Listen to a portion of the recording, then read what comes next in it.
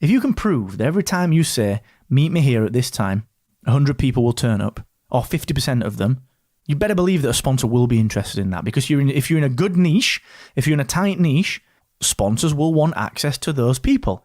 And that's the real difference, is it's not just about growing your downloads. We know that that's important, but what we're saying is that that is not the most vital part of being a podcaster, which is the mistake that so many podcasters make.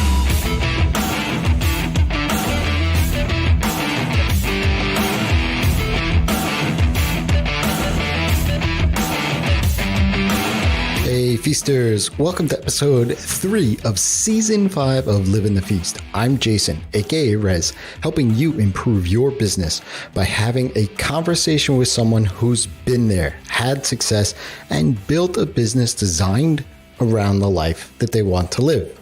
That's Living the Feast. This season's theme is selling your services.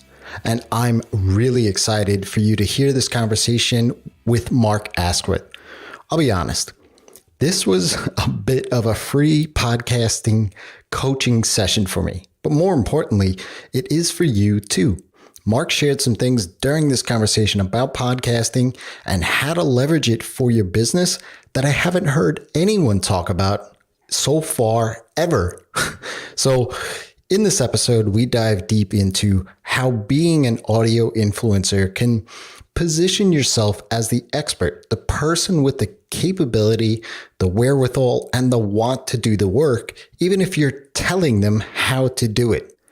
We also talk about what the missing link that the beginner podcasters have and how you can leverage each of your podcasts in your archive as a lead magnet or its own marketing campaign. The best piece of advice that Mark shares is the reality and getting over the fear of pushing that record button on your very first show. I know you're going to enjoy this podcast. He's got an amazing accent and we both love Star Wars. So let's just dive into it. This episode is brought to you by Feast, the premium online coaching and community designed for developers, designers, marketers, and freelancers like you wanting to specialize their business and build recurring revenue that is both profitable and sustainable. Today's market is ever-changing, and yesterday's advice won't cut it. Feast members get exclusive access to the roadmap and training library, which includes everything you need to niche down, build recurring revenue, and become that go-to expert for your services. That, together with the monthly roundup calls, exclusive workshops, expert chit-chat, and our Slack community, you'll have everything you need to build a business around the life of your dreams. If you're serious about not competing on price and having those clients that respect you and your expertise, then join Feast today. Head over to feastcourse.com. If you use the code podcast at checkout, you'll receive 15% off the annual membership price.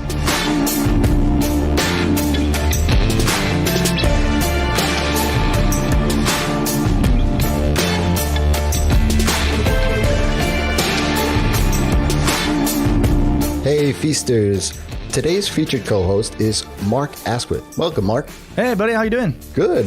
Thanks for being here. Mark is co-founder of Rebel Base Media, which has a lot of brands underneath it, but Productivity is one. He's a TEDx speaker, an avid Star Wars fan, and is working his way through learning Jurassic Park on the piano.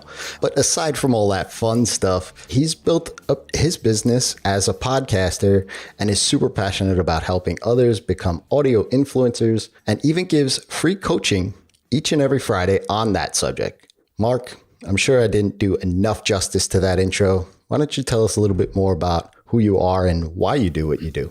Absolutely, sir. Yeah, no, I sort of started life as a all sorts of things. I've done freelance work, I've done contract work, I've owned design and brand agencies, but I sort of started life just kind of wandering through and wanting to just do fun stuff, which led me into podcasting, and then the founding, as you know, of podcast websites, The Platform, which is the managed WordPress product for podcasters, which then led to expanding out the group and creating Rebel Base Media, the parent company, and all these different brands underneath that for podcasters. So yeah, I mean, you know, my love is podcasting. It's helping people to move from being a podcaster, if you like, into being more of an audio influencer, someone that has got the ability to make money from a relatively small audience, because I believe that can be done, and it's something that I'm really passionate about. So that's me in a nutshell. That's what I do now. And as you mentioned, I don't do a lot of speaking. I've done the TEDx and spoken at Harvard University on podcasting and all sorts of different random things. Really, I'm a bit of a mixed bag, but I think at my core, I'm a tech founder that just happens to build tech in podcasting.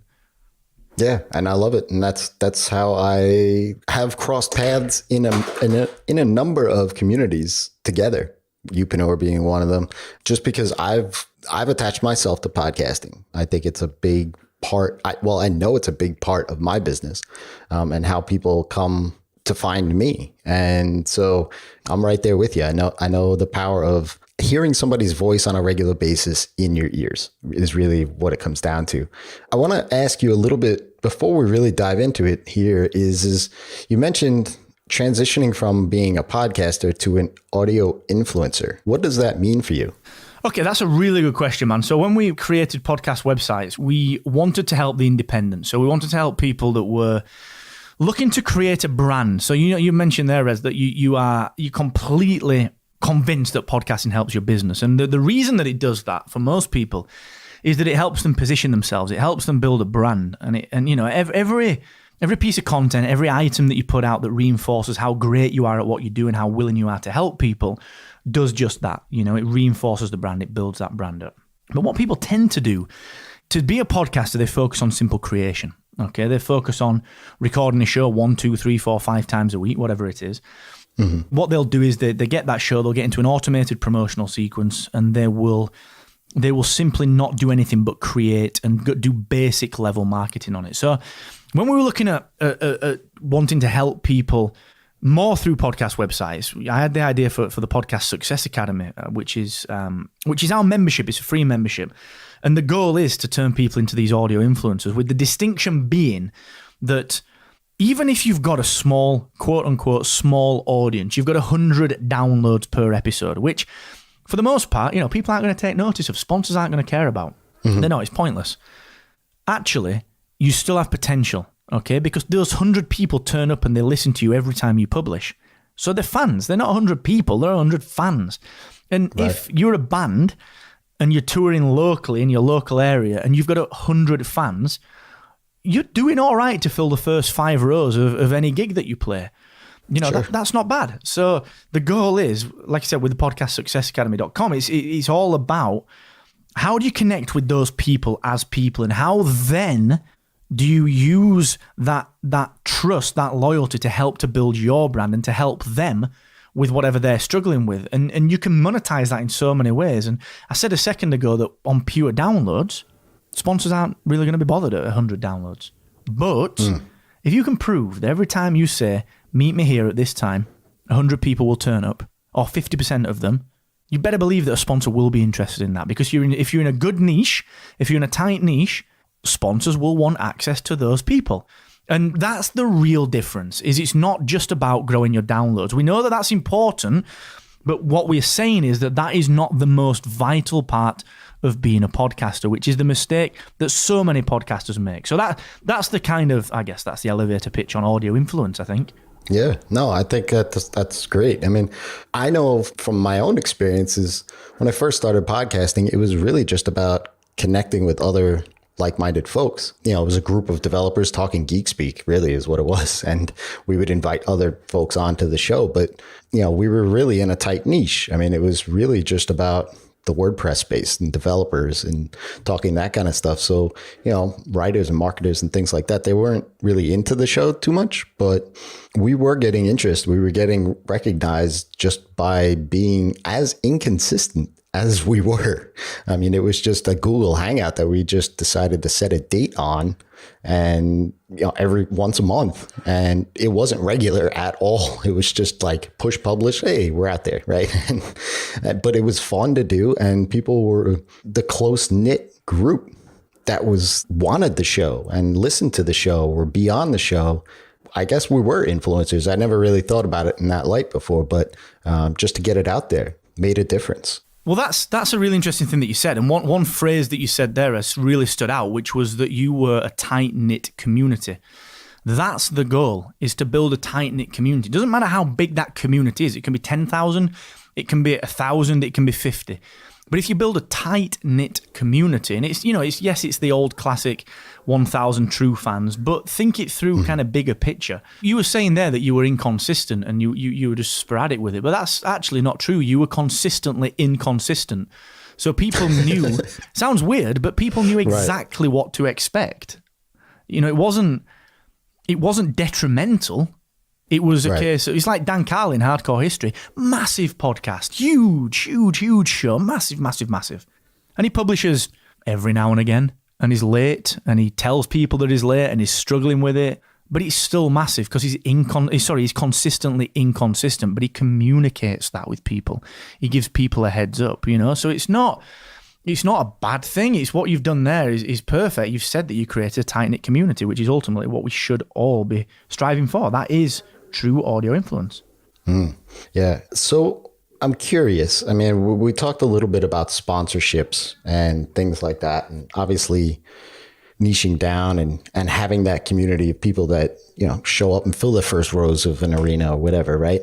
But for those that are listening and sell services, right? They would do client services. Maybe they're a developer, maybe they're a designer, and they're thinking about podcasting.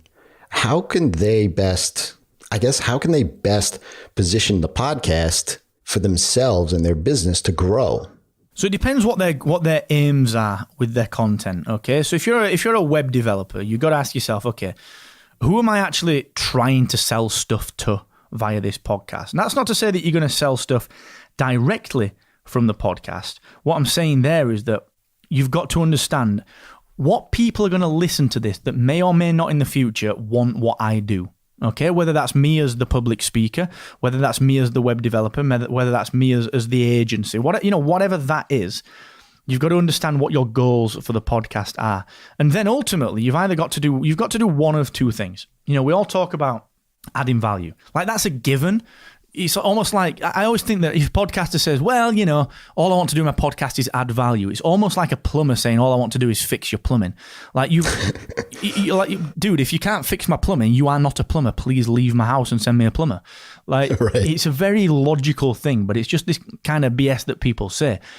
What you've got to do, you've got to have a very clear objective. Are you going to entertain or are you going to educate? Okay, that is it. You can entertain or you can educate. I think all shows will fall into one of those two categories and or a hybrid of each other. So that's how people can use it to leverage their business. I was having this discussion yesterday with Jess. So Jess Kupferman is our head of marketing at Rebel Base Media. Seasoned podcaster, runs the world's biggest women's podcasting network, and She Podcast. Great friend, wonderful at what she does. And we were saying, we had a kind of a disagreement. I was saying to her about our podcast design studio, which we do fixed price graphic design for podcasters. So your cover art, for example. Now, the reason I say that is that the discussion that we had was, I want us to do a lead magnet and a big email kind of series, a big email course, which is a free course that funnels people through into a podcast cover art sale. And I want that to be how to design your own podcast cover art. And Jess was saying, well, why would we do that if we want people to buy? And I said, because what we'll do with that is we'll tell them everything they need to know to build the very, very, very, very best podcast cover art. That doesn't mean they're going to have the wherewithal, the skill, or the time to even do that. Doesn't matter. Right. Okay? Right. And this is the point with podcasting, is that a lot of people, like developers, they keep everything back. I saw a post yesterday from my good friend Connor Stanage, who runs Stanage Watches. And it was unbelievable. I almost dove in on Facebook, but I could not be bothered with all the red notifications that you get, man. So I just left it. But the post went something like this. I keep getting asked by so many people to do watch repair videos and how I design watches, like how I design a watch and how I repair a watch, okay? And he went, I am never going to do that because I will be giving away the secrets of my trade. And I was like, dude, are you serious? This is perfect. Like, number one, you've got people asking for it who are obviously interested in watches. You sell watches, all right? So give people, here's how I've refurbed this Amiga. Like, I'm not going to do that. I don't have the tools. I don't have the dexterity. I don't have the time or the willingness I just don't have any of those things that you've got. But I will find watching you do it very, very interesting. And guess what? Who's the expert in watches? Who will I turn to when I want a watch repair or I want a new handmade watch? It's going to be you. And that's the same with your podcast as a developer. You know, I'm doing a new podcast with Kieran, my co-founder and CTO at Rebel Base Media, which is Founders Fireside. It'll be running under my personal brand concurrent with our Rebel Base Media brand. And we're just going to give everything away. Like, here's the struggle that we've had this week, knowing how to price Captivate, the hosting platform. Is it giving trade secrets away? Yeah, fine. All right. If you want my thinking on that, go and get my thinking. But what you're not going to get is the desire, the willingness, and the ability to be able to build something like this. All right. So back to the question, you know, if you're a developer, if you're someone, or if you're anyone that is wanting to build your business and sell something via your podcast, entertain or educate or do a mixture of both, because then you are the expert. You are the expert. I always think about it like this, okay, just to kind of wrap that up, because I go on a bit of a monologue when I get started, as you know. It's perfectly fine. It's all great. But what I always think is that, you know, if you're buying a TV, all right, and you go through all the research process, okay, LCD or OLED, what do I want? Okay, so there's an article there comparing the two. Brilliant, okay. Which TV has got the deepest blacks? Oh, there's another article there. That's brilliant. And then, what size TV for my room? Oh, there's an article there that explains the differences. How to mount a flat screen TV. Where to buy a flat screen TV mount from. All these articles, these education pieces, if they come from the same person, who are you going to buy the TV from? Right. It's total logic, but we don't think like that. It's why, think back to your pitching days. You know, think back to the days when can you do us a little bit of free work, bit of spec work? I suppose if I've got to do, that's what I should do. Right, can you come and talk to us about our ideas? Well, yeah, but, you know, it's another meeting. All right, cool. Well, I think we're almost over the line. I want you to meet with our IT manager. Really? I mean, you know, dev works more than IT. Like, IT's over there. They both use computers, but, you know, but okay, I'll come along.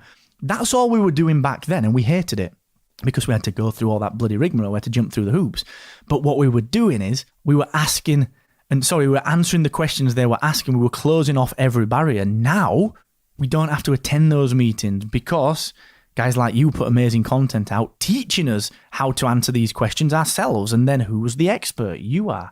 So that's a very long-winded answer. But I just feel that is, for people that start with podcasting and start with any content online, that is often the missing link. Yeah, I couldn't agree more. I mean, as a developer, I came from a world, I was a Java developer, and, you know, in the mid to late 90s. And it was a very closed, like, hey, like the kid in high school that was like covering up his paper during a test because he didn't want anybody else to see what he was doing or his answers or anything like that. And yes, there was some sort of back and forth in community, like, how did you solve this problem? Here's a class, here's an object. Not to get too technical on things, but it was really like, I want to keep my stuff mine and not share and not give away those trade secrets, as you said. But when I started building my own business, I saw that there was this open source community. There was this, you know, groundswell of sharing and knowledge transfer and all these other things. And for me, it was like, oh, this is where I want to be. Like, I enjoy helping people. Who doesn't, right? Like, if I can share some things that I've learned over the years that somebody else is struggling with, and what I do kind of helps them over that hump in the road, for me, that's what fuels my fire. And for me, that's how podcasting has been for me. Like, I'll get people coming into my business, or even just leads, saying, hey, I listened to this episode. What you said helped me because I did exactly what you told me to do. And I got past this obstacle. And I'm like, this is awesome. You know, that's why I put this stuff out there. So yeah, I think it's a positioning thing for you, but it's also, and you kind of touched upon it a little bit, and I'd love to hear your thoughts on this, is putting consistent content out there of your own knowledge and your own solutions and your own perspective that allows you to sort of build up these assets for your business to help sell, to help answer those questions, to get through that sales process even. I'm curious to hear once a podcast, because a lot of people do this, like podcast gets recorded, let's say we're recording episode 50, they forget about episode 5, 6, and 7. They don't do anything with those. They kind of just in the archive and let it be. How can you leverage those and bring those kind of almost on the same level as the recent episode in amongst, promotion and marketing yourself as a business? That's a good question, man. And the bottom line with that is that, think of each particular piece of content as needing its own marketing campaign. And, everything from repeated social scheduling, which is a really rudimentary version of it, into, thinking of each one as having their own little funnel. And you can take this to wild extremes. If you assume that you're creating a podcast about productivity, you could create a complete funnel around that. A complete funnel where it's, okay, guys, look, I've done this 5-point checklist, how to gain an hour back every single day for the rest of your life. And it's a 5-point checklist. Doesn't take long to create it. We've all got some productivity skills as business owners. We can get those down easy enough. We create a decent, relevant content upgrade, and then we throw traffic at that episode. Now, the key thing is don't call it episode 5. Don't call it that. It just happens to be an episode of your podcast, which is, the ultimate guide to gaining 1 hour back for each business owner in the world. And, you create something specific, then you're remarketing to it. You spend $2-3 a day on Facebook ads, and then you do that 100 times. Suddenly, holy crap, you've got this massive uber relevant set of content upgrades, and you can continually market them. So most people, what they'll tend to do is they're like, welcome to episode 570. And I do that on my show, the 7-Minute Mentor. But realistically, it doesn't really matter, because who listens to a show sequentially? Some people do, but not everyone. It's more like, okay, so let me just take a look at this. So we're listening to the Nerdies podcast. Let me scroll down. Holy shit, this guy's talking to Mark Hamill. This is brilliant. I'm going to listen to that one. Doesn't matter if it's a year ago. So that, you've got to think a little bit like that. So treat each piece of content as requiring its own marketing campaign and, its own lead magnet. And if you can't do that because it's too much work, fine, I understand that. But at least try and do something where you think about this as its own product and you market it on its own steam. Because I just think otherwise you get on this creator treadmill and all you're doing is creating, and people promote the show, which is fine, but the messaging and the mechanisms that you use to promote the overall show aren't going to turn everyone on. So you and me might listen to the same show, but you'll get turned on by episode 10, whereas I'm all over episode 12 because it's exactly what I want to hear. So, marketing at show level, I think, is just too broad. It's like us marketing rebel-based media and not telling anyone what we did. We have to tell people we do podcast hosting via Captivate. We do becoming an audio influencer via our membership, so you have to get specific. Right. And I guess this is where a lot of people, and you mentioned, like, for example, Facebook remarketing. The thing I think a lot of people struggle, even myself, is you get the audience, but they're in, Apple Podcasts or Google Podcasts or whatever podcatcher of choice. And that's essentially hard to track because they're kind of on their cell phone. But yet you have the show notes, you have the website, the actual URL. That's only a small percentage of who is actually listening to your show. So that you can do. I get the Facebook remarketing side of things, but how can you do that when such a large portion is essentially untrackable? So you've got to make it easy. I was just talking about this in a coaching session. You've got to make it really easy to channel transfer. Now, channel transfer is one of the most difficult and biggest challenges in podcasting right now. What channel transfer means, in my opinion, is taking someone from listening to a podcast and actually taking them to do something on a different channel. So that might be signing up to an email list. It might be going to watch a YouTube channel, go and like you on Facebook. Just doing something on a different channel based on listening to your podcast. And that is super hard, man. Like that is super, super hard. Because everyone's lazy. Like I'm a bit lazy. I can't be asked with that. I'm running. I'm lazy too. Yeah, we're all lazy. I'm in the gym and I'm walking or right. I'm hoovering up. I'm doing a bit of vacuuming. And then, Jordan Harbin just says, oh, go and sign up for this lead magnet. I'm like, nah, man. Ain't going to happen. Or you think about it and then it never happens. Exactly. Now, that is a challenge that we are looking to overcome with productivity. That's the main goal of productivity. But outside of that, you've got to make it easy. And think about it this way, okay? Think about it like an ecosystem. People are going to come into an ecosystem. Let's say that you've got 5 days in a week, Monday through Friday, that people listen to podcasts. Let's assume. On a Monday, they listen to your show. On a Tuesday, they do something else. They listen to another show. They watch a YouTube channel from Gary Vee or from someone else, Andrew and Pete, whatever. And on Wednesday, they read a blog post from Noah Kagan. That's good. Wouldn't it be awesome if they stayed in your ecosystem? Rather than, because they're going to read a blog post that day anyway. They're going to watch a YouTube video that day on the Wednesday. Wouldn't it be nice if they stayed in your ecosystem? So what you've got to do is you've got to hammer it home. You've got to say, do you know what, guys? I talk more about this subject on my YouTube channel on Wednesday. And then you tell them again. You keep hammering it. You tweet it. You tell them. And you make it uber clear that, do you know what? There is more from me. There is more from me. And then eventually, as long as you're consistent throughout all those channels in saying, guys, look, here's this content upgrade, that top 5 checklist for getting your productivity boosted.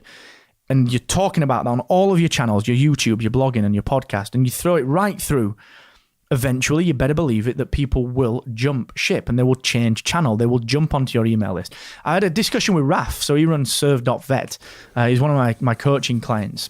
And what I talked about with him is, so I coach him on building a business around his podcast. And he was saying to me, dude, I just got signed up for Aweber. I was like, all right, good. He said, yeah, do you know what? You hammered me on the 7-Minute Mentor because they're your sponsors. You hammered me for 6 months every time I listened to it. And then when I was ready, I joined them. I was like, okay, that's it. And it's that you can't assume, this is where most people give up, man.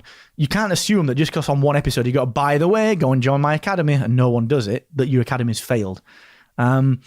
It just doesn't work like that. It takes 7 to 9 touch points for someone to even think about doing something. So why is a podcast any different, you know? Right. Yeah, no, I love that is, like if you're releasing on Tuesday for the podcast, but on Thursday you're on YouTube, to cross-reference that in a way. That's definitely something that I gotta implore myself, because it's weird. Like I get stuck in that, I guess, in the mindset, right? Like, okay, I'm thinking podcasting now during our conversation here. So I'm not thinking necessarily about my YouTube channel. So I don't mention it, or vice versa, right? Like if I'm writing a blog post, maybe I'm not thinking about YouTube or podcasting. I'm thinking about that blog post. Yeah, I think that's a super tip for all your listeners out there. There you go. That's how you channel switch. And I like that term too.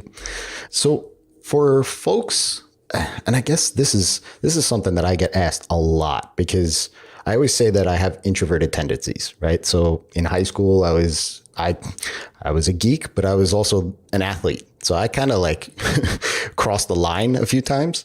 But I was very introverted. I wasn't the guy that was the life of the party. I was kind of more on the side with the other 4 friends, So I say that I have introverted tendencies. And a lot of people always ask me, how do you get over the fear of starting a podcast, or even being a guest on a podcast, or, what's your tip? Like I have my own kind of just do it. Just figure out why you want to do it, one, but then just go ahead and do it. I'm curious to hear your thoughts on, 1, how do you get over the fear? And 2, if you have any tips for getting over the fear. Yeah, really good question. So first of all, I'm the same as you. I'm like introverted tendencies, big time. And that's surprising to a lot of people, because I'm often running booths at events. I'm speaking on a lot of stages. I'm podcasting. I'm doing video work, I'm doing live streaming, I'm doing stories on Instagram and Snapchat and all the rest of them, but I am absolutely the same, okay? So just to kind of make that clear, this is not some extrovert kind of giving out advice that is difficult to implement. I think the key thing you got to remember is that no one cares. Like, it sounds awful, but honestly, like, who cares? No one cares what you're doing, right? That's the first thing to remember. No one cares. So you publish something and it's crap, and you think it's crap, no one cares. Well, no one's out to beat up on you because they've got their own stuff going on. So it doesn't matter. Now, what you've also got to understand is that anything that you do put out simply will not be crap, because to get to the very point that you press record, you have done enough to feel confident in your ability and your knowledge to just to get to that point to press record. You already know that you know what you're talking about, okay? So that's the second thing to realize, is that just by getting to that point, you have already proven that you know what you're doing, okay? Otherwise, you'd just be like, nah, never go, not even bothering with this, okay? Mm-hmm. So even if you're considering it, I'm a bit funny with this stuff. Like, the second I consider something, I've probably already made my decision, and then it'll take me 6 months to decide that decision is right. which is really weird. And this is a similar scenario. The second you consider, could I do live streaming, is the second that you understand that you can do live streaming. Same with podcasting. So that's the second piece of advice. The third piece of advice that I'd give is that you don't have to follow the crowd. You don't have to do what everyone else is doing. You don't have to do everything that everyone else is doing in the same way that everyone else is doing it. If you wanna record something super quick and it's a 2-minute podcast, go for it. Like, you don't have to dive in to doing a 45-minute show. You don't have to dive into doing a 1-hour solo show. You simply do not have to do that. Okay, you can just test the water. You can try it. You honestly cannot get anything wrong. So I think when you put those 3 things together, you start to realize that, do you know what? Actually, it takes time to build an audience. So even if I put some live streaming out, like, there's probably only going to be a handful of people that see it because I've still got to market this thing. You know, so there's a lot more to it than just pressing record, but pressing record is the barrier. So, you know, to quote my good friend Brian Fanzo, you know, just press the damn button, just get on with it. You've made the decision to even consider live streaming. You've made the decision to consider podcasting and to consider a YouTube channel, whatever your medium is. So by virtue of doing that, you already know that you can do it. Now, the next thing that people tend to worry about, especially with podcasting, is I don't like the sound of my own voice. Well, tough. It's just tough, right? That's what you sound like, tough. Just, you know, that is what it is. You do not sound like you think you sound. And it's simple. Right. Yeah, right. You're just going to have to get over that and get over it quickly, all right? And just accept the fact that other people have got radio voices. Some people have, I've not got a radio voice. And other people, like there's a guy that I know, a good friend of mine, Manny Wolf, like, holy crap, he's got like the ultimate radio voice. And I'll do an interview with Manny. I'm like, dude, I need to stop podcasting forever.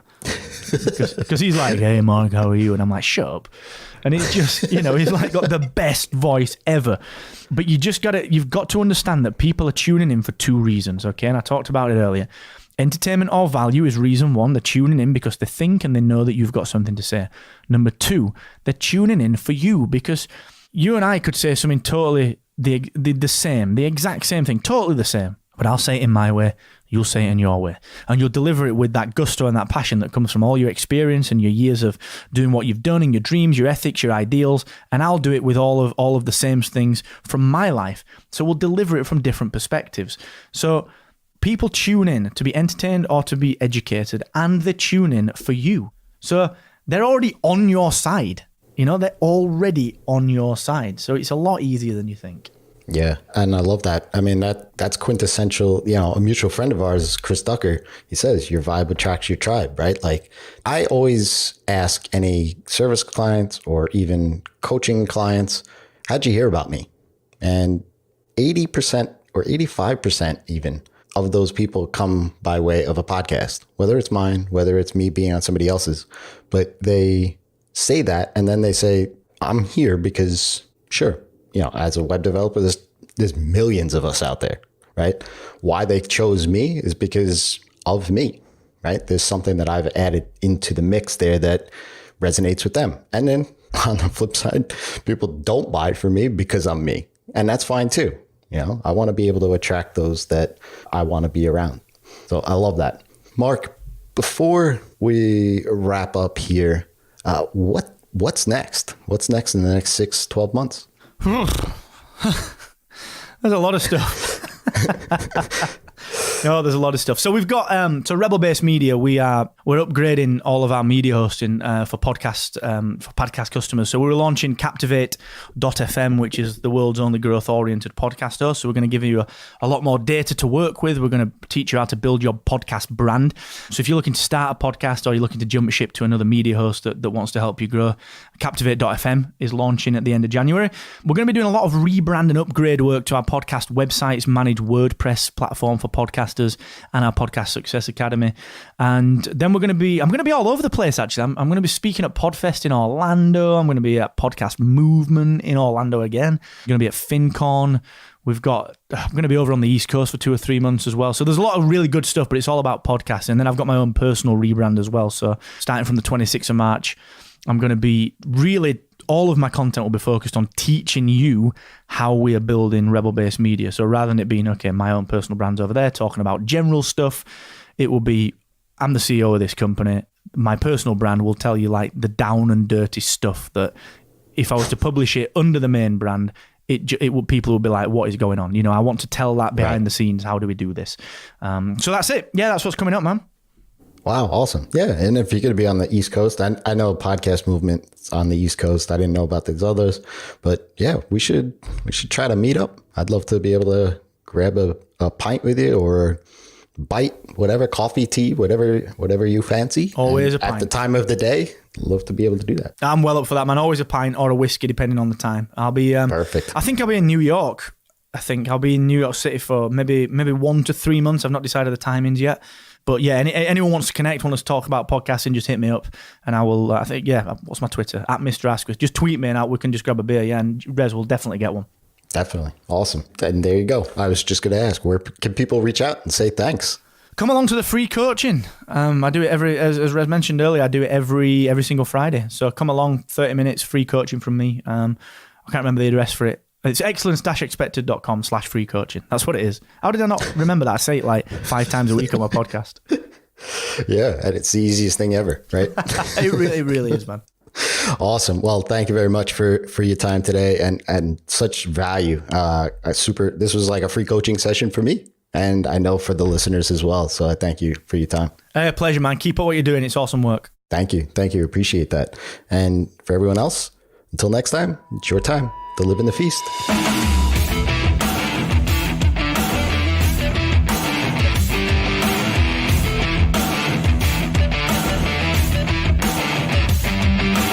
There you have it. Get over your own voice. It's what you sound like, and that's it. But seriously though, Mark's 100% right, and I've never even considered it until he said it. The fact that you are even considering to push that record button means that you already know you can do it, and you're confident in your experience to put on a good show. Let me know when you push that record button. And if you have an interview show and you're looking for a guest, I'll be happy to join you to get that ball rolling. Next week, we'll be back with Jared Gold talking about how you can take your services and build a productized service from it. Until then, it's your time to live in the feast.